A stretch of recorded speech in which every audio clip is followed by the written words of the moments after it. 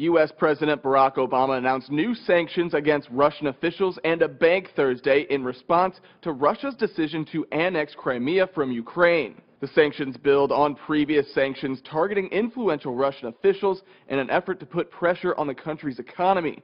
President Obama also warned of more severe sanctions to come, impacting, quote, key sectors of the Russian economy if the crisis escalates.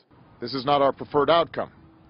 These sanctions would not only have a significant impact on the Russian economy, but could also be disruptive to the global economy. Europe and the U.S. promised to impose sanctions after what they deemed an illegal referendum Sunday, resulting in Russia's decision to annex Crimea from Ukraine. Russian President Vladimir Putin had ignored threats of sanctions by the U.S. and EU prior to the vote. But in response to this latest move, Russia announced sanctions of its own, imposing entry bans on some U.S. officials, including House Speaker John Boehner and Arizona Senator John McCain. In response to Russia's sanctions, McCain tweeted he was, quote, proud of them, saying, "I'll never cease my efforts and dedication to freedom and independence of Ukraine, which includes Crimea." Meanwhile, the EU has been hesitant to push any further sanctions as some countries depend on Russia for energy. According to the Los Angeles Times, Obama also does not want to make any moves triggering a war and is instead focused on sending aid to Ukraine.